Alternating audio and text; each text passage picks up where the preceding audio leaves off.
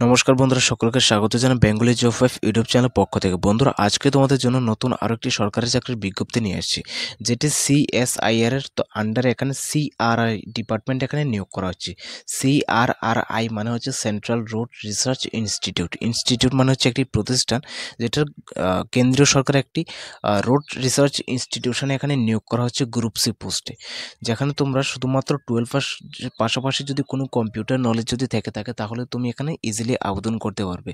তো আজকের ভিডিওটিতে আমি আলোচনা করব কিভাবে তোমরা আবেদন করবে, বেতন কী রাখা রয়েছে, সিলেকশন প্রসেস কী রাখা রয়েছে, সব কিছু বিস্তারিত আমি ভিডিওটির মাধ্যমে আলোচনা করে থাকবো। তার আগে বলতে চাই, তোমরা যারা আমার চ্যানেলে নতুন ভিজিট করছো প্লিজ চ্যানেলটি সাবস্ক্রাইব করে দিও, পাশে থাকা বেল আইকনটি প্রেস করে দিও, কারণ যখন আমি ভিডিও আপলোড করবো সরাসরি তোমাদের কাছে নোটিফিকেশন চলে যাবে। আর এই নোটিফিকেশনগুলো ডাউনলোড করার জন্য তোমরা আমাদের হোয়াটসঅ্যাপ গ্রুপ অথবা হোয়াটসঅ্যাপ চ্যানেলে জয়েন হয়ে যেতে পারো, লিঙ্ক ভিডিও ডেসক্রিপশনে দেওয়া আছে। তো চলো দেখতে থাকো পুরো ভিডিওটি স্কিপ না করে। তো বন্ধুরা, এটা হচ্ছে অফিসিয়াল নোটিফিকেশানটি, যেটা সিএসআইআর এর আন্ডারে সিআরআরআই এর ডিপার্টমেন্ট থেকে রিলিজ করা হয়েছে, যেটা অ্যাড্রেস রাখা রয়েছে দিল্লি মথুরা রোড, পিইউসিআরআরআই নিউ দিল্লি।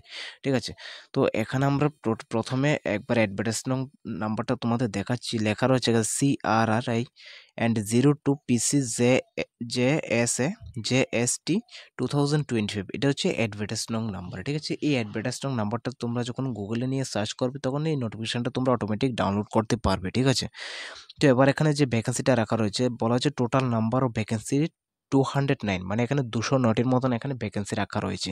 এবার এখানে তোমাদের আবেদনের যে প্রক্রিয়াটা সেটা অলরেডি শুরু হয়েছে 22শে মার্চ থেকে। ঠিক আছে, এখানে লেখা রয়েছে, দেখো, কমিটমেন্ট অফ অনলাইন রেজিস্ট্রেশন অথবা submission of online application or fee submission. মানে এখানে বলা হচ্ছে তোমাদের অনলাইন রেজিস্ট্রেশন এবং অনলাইন অ্যাপ্লিকেশন এবং ফি সাবমিশন, যেটা শুরু হয়েছে গত 22শে মার্চ 2025। ঠিক আছে, এবং সেটা লাস্ট ডেট রাখা রয়েছে 21/4/2025, মানে মার্চের 22 তারিখ শুরু হয়েছে, এপ্রিলের 21 তারিখ তোমাদের ফর্ম ফিল আপটা শেষ হবে। ঠিক আছে, এবার এখানে বলেছে date of written examination and computer base test, মানে তোমাদের এখানে যে একটা রিটেন এক্সাম হবে, সব কম্পিটিটিভ এক্সামের মধ্যে একটা এক্সাম হয় রিটেন এক্সামিনেশন। তো এখানেও সেম যে রিটেন এক্সামিনেশনটা হবে সেটা হবে কম্পিউটার বেসড এক্সাম, মানে কম্পিউটার মাধ্যমে তোমাদের পরীক্ষাটা দিতে হবে। ঠিক আছে, এবং সেটা বলা হচ্ছে tentatively to be held in month of May June, মানে তোমাদের এখানে বলা হচ্ছে মে মাস অথবা জুন মাসের মধ্যে তোমাদের এখানে কম্পিউটার বেসড এক্সামটা হতে পারে। ঠিক আছে, এবং সেটা 100% টেন্টেটিভলি বলা হচ্ছে। তারপর এখানে বলা হচ্ছে date of proficiency test in computer অথবা স্টেনোগ্রাফি, মানে এখানে দুটি পোস্টে নিয়োগ করা হচ্ছে। যাদের কম্পিউটার নলেজ থাকবে অথবা স্টেনোগ্রাফি নিয়ে নলেজ থাকবে তারা এখানে আবেদন করতে পারবে।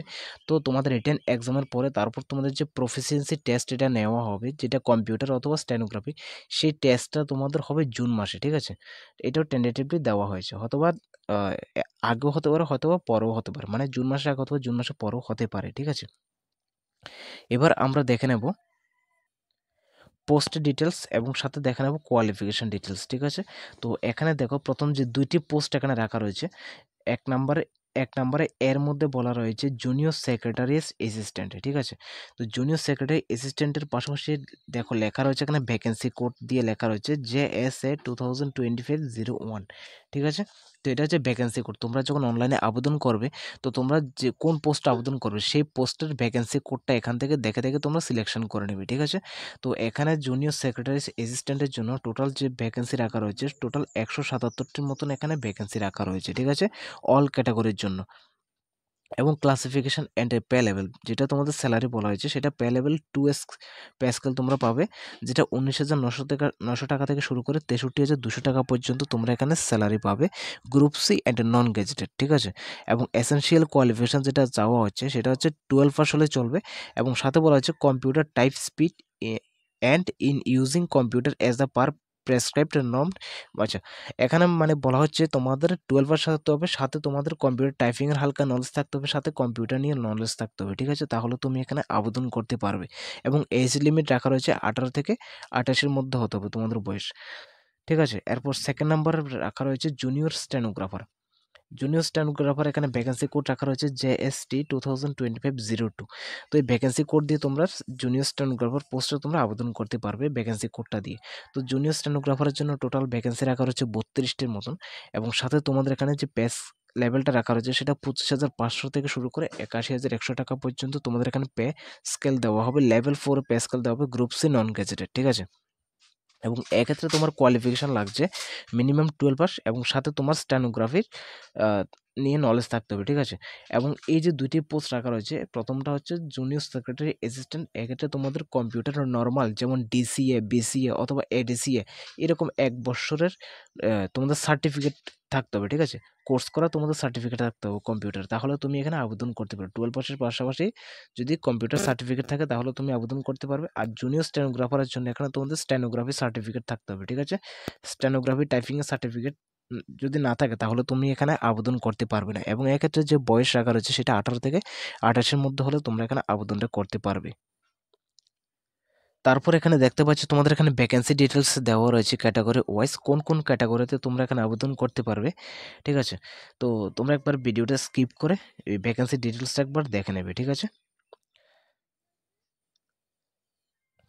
এবার আমরা আলোচনা করছি অ্যাপ্লিকেশন ফি, যে তোমাদের আবেদন প্রক্রিয়ার জন্য কত টাকা ফি রাখা রয়েছে তোমাদের, ঠিক আছে। অ্যাপ্লিকেশন ফি এখানে রাখা রয়েছে 500 টাকা। তোমাদের এখানে অ্যাপ্লিকেশন ফি রাখা রয়েছে শুধুমাত্র ইউআর, ওবিসি এবং ইডাব্লিউএস ক্যান্ডিডেটদের জন্য, ঠিক আছে।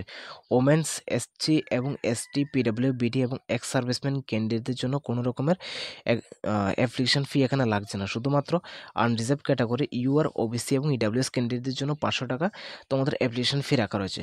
এবং এই যে পেমেন্টের যে প্রসিডিউর সেটা তোমরা ইউপিআই অথবা নেট ব্যাঙ্কিং অথবা ক্রেডিট অথবা ডেবিট কার্ডের থ্রুতে তোমরা এখানে পেমেন্টটা করতে পারবে, ঠিক আছে। এবার আমরা দেখাচ্ছি এজ লিমিট অথবা relaxation in the upper age limit. দেখো এখানে এজ লিমিট রাখা রয়েছে তোমাদের মিনিমাম 18 থেকে 28-এর মধ্যে তোমাদের এখানে এজ লিমিট হতে হবে, ঠিক আছে। এবং এসসি এবং এসটিদের জন্য 5 বছর রিল্যাক্সেশন দেওয়া হচ্ছে, ওবিসিদের জন্য 3 বছর রিল্যাক্সেশন দেওয়া হচ্ছে, ঠিক আছে। এবং পিডাব্লিউবিডি যারা আনরিজার্ভ ক্যাটাগরি তাদের জন্য 10 বছর, এবং পিডাব্লিউবিডি এসসি এসটির জন্য 15 বছর, এবং পিডাব্লিউবিডি ওবিসি অথবা এনসিএল এর জন্য 13 বছর দেওয়া হয়েছে, ঠিক আছে। বাকিগুলো প্রয়োজনে সেই জন্য আলোচনা করছি না এখানে, ঠিক আছে। তারপর আমরা তোমাদের দেখাবো এক্সাম সিলেবাস, ঠিক আছে। তোমাদের এক্সামের জন্য কি কি সিলেবাস আসতে পারে বা কি কি থাকতে পারে এক্সামে, ঠিক আছে। তোমাদের এখানে এক্সামটা থাকবে জুনিয়র স্টেনোগ্রাফারদের জন্য, ঠিক আছে। স্টেনোগ্রাফারদের জন্য তোমাদের এখানে মোড অফ এক্সামিনেশন রাখা রয়েছে কম্পিউটার বেসড এক্সাম হবে যারা জুনিয়র স্টেনোগ্রাফার পোস্টে তোমরা আবেদন করবে। এবং এখানে তোমাদের যে কোশ্চেনগুলি হবে কোশ্চেন মিডিয়াম থাকবে তোমাদের ইংলিশ ল্যাঙ্গুয়েজ এবং হিন্দি ল্যাঙ্গুয়েজ, যে কোনো একটা ল্যাঙ্গুয়েজ তোমরা চুজ করে এক্সামটা দিতে পারবে। এবং তোমাদের স্ট্যান্ডার্ড অফ এক্সাম মানে তোমাদের যে এক্সাম হবে সেটা কিন্তু 12th লেভেলের কোশ্চেন হবে, ঠিক আছে। 11-12 লেভেলের তোমাদের কোশ্চেন হবে। এবং টোটাল যে নাম্বার থাকবে কোশ্চেনে সেটা হচ্ছে প্রায় 200টির মতন নাম্বার থাকবে, ঠিক আছে। 200 নাম্বার তোমাদের এক্সাম হবে। এখানে টোটাল টাইম থাকবে এখানে 2 ঘন্টা 40 মিনিট তোমাদের এখানে টাইম থাকবে। এবং এর মধ্যে যে সাবজেক্টগুলি রাখা রয়েছে, প্রথম যে সাবজেক্ট রাখা রয়েছে সেটি হচ্ছে জেনারেল ইন্টেলিজেন্স অ্যান্ড রিজনিং। এর ক্ষেত্রে তোমাদের 50টি কোশ্চেন আসবে 50 নম্বরের, এবং জেনারেল অ্যাওয়ারনেসের জন্য 50টি কোশ্চেন 50 নম্বরের, সাথে ইংলিশ ল্যাঙ্গুয়েজ অ্যান্ড কম্প্রিহেনশন আসবে 100 কোশ্চেন আসবে 100 নম্বরে, ঠিক আছে। টোটাল এখানে 200 নম্বরের এক্সাম হবে। এবং তোমাদের এখানে নেগেটিভ মার্কিং রয়েছে 0.25 marks is deducted for every wrong answer, মানে প্রত্যেকটি ভুল উত্তরের জন্য 0.25 নাম্বার তোমাদের কাটা হবে, ঠিক আছে। এবং এক্ষেত্রে তোমাদের পরবর্তীকালে যে প্রফিসিয়েন্সি টেস্ট এটা হবে সেক্ষেত্রে তোমাদের 10 মিনিট সময় দেওয়া হবে। 10 মিনিটের মধ্যে 80 WPM তোমাদের এখানে স্পিড থাকতে হবে, ঠিক আছে। টাইপিং স্পিড যেটা স্টেনোগ্রাফার যে টাইপিং থাকে সেই টাইপিং স্পিড এখানে 10 মিনিটের মধ্যে 80 WPM ওয়ার্ড পার মিনিট তোমাদের স্পিড উঠতে হবে, ঠিক আছে। তাহলে তুমি এখানে সিলেকশন হবে, ঠিক আছে। তারপর এখানে আমরা দেখে নেব জুনিয়র সেক্রেটারি পোস্টের জন্য সেম এখানেও তোমাদের যে কোশ্চেন মিডিয়ামটা হবে সেটা হবে তোমাদের হিন্দি এবং ইংলিশ, ঠিক আছে। দুটি ভাষায় তোমাদের এক্সাম হবে, যে কোনো একটি ভাষা তোমরা চুজ করে পরীক্ষাটা দিতে পারবে।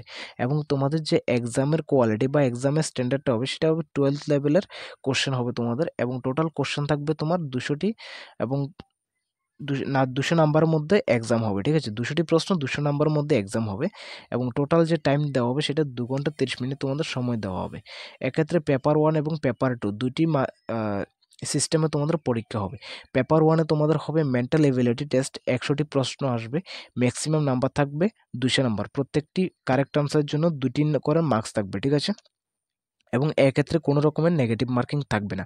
পরবর্তীকালে পেপার 2-তে যেই পরীক্ষাটা হবে সেখানে কিন্তু তোমাদের নেগেটিভ মার্কিং অবশ্যই থাকবে, ঠিক আছে।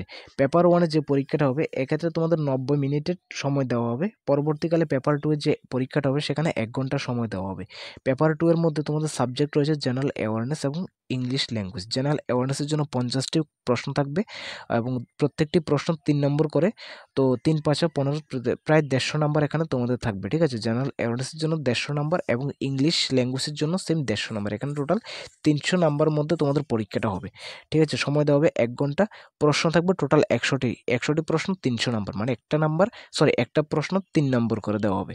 এবং এখানে বলা হচ্ছে নেগেটিভ মার্কিংয়ে 1 negative mark from every wrong answer, মানে তোমার প্রত্যেকটি ভুল আনসারের জন্য 1 নম্বর করে মাইনাস হবে, ঠিক আছে। এবং পরবর্তীকালে তোমাদের যে প্রফিসিয়েন্সি টেস্ট হবে সেটা কিন্তু এখানে 35 WPM থাকবে, ঠিক আছে, যেটা 10 মিনিটের মধ্যে, ঠিক আছে। 10 মিনিট সময় দেবে, সেই 10 মিনিটের মধ্যে তোমাদের টাইপিং স্পিড 35 WPM থাকতে হবে, ঠিক আছে। অ্যান্ড হিন্দি টাইপিংয়ের জন্য থাকতে হবে 30 WPM। যারা ইংলিশে টাইপিং করবে তাদের স্পিড থাকতে হবে 35 WPM, আর যারা হিন্দিতে টাইপিং করবে তাদের স্পিড থাকতে হবে 30 WPM, ঠিক আছে। আশা করি বুঝতে পারছো সিলেবাসের বিষয়ে। তো যারা বোঝে নেই অবশ্যই কমেন্ট করবে, আমি রিপ্লাই দিয়ে দেবো, ঠিক আছে। তারপর আসছে হাউ টু অ্যাপ্লাই, মানে তোমরা কিভাবে আবেদনটা করবে। দেখো, অ্যাপ্লাই যে প্রসেসটা রাখা রয়েছে সেটা হচ্ছে তোমাদের CSIR যে ওয়েবসাইট বা অফিসিয়াল ওয়েবসাইটটি রয়েছে, সেই অফিসিয়াল ওয়েবসাইটে গিয়ে তোমাদের প্রথমে কী করতে হবে, রেজিস্ট্রেশন করতে হবে, ঠিক আছে। প্রথমে রেজিস্ট্রেশন করার পর তারপর যে রেজিস্ট্রেশন নাম্বার দেবে এবং যে পাসওয়ার্ডটা তোমরা দেবে রেজিস্ট্রেশনের সময়, সেই রেজিস্ট্রেশন নাম্বার এবং পাসওয়ার্ডটা দিয়ে তোমরা এটা লগ ইন করবে, ঠিক আছে। লগ ইন করার পরে তারপর তোমরা ফর্ম ফিল আপের এখানে অপশান পেয়ে যাবে, তো সব ফর্মটা ফিল আপ করে নেবে, ঠিক আছে। তো আই থিঙ্ক যে কোনো CSC সেন্টার থেকে তোমরা করে নিতে পারো, অথবা আমার কাছ থেকেও তোমরা কিন্তু ফর্মটা ফিল আপ করে নিতে পারো, ঠিক আছে।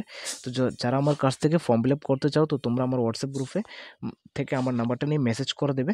তো এবং মেসেজ করার পর পরবর্তীকালে আমি কনভারসেশন করে নেবো, ঠিক আছে। আর বাকিটা তোমাদের হচ্ছে, তোমরা চাইলে তোমাদের নিকটবর্তী যে কোনো CRC সেন্টারে গিয়েও তোমরা ফর্মটা ফিল আপ করতে পারো, ঠিক আছে।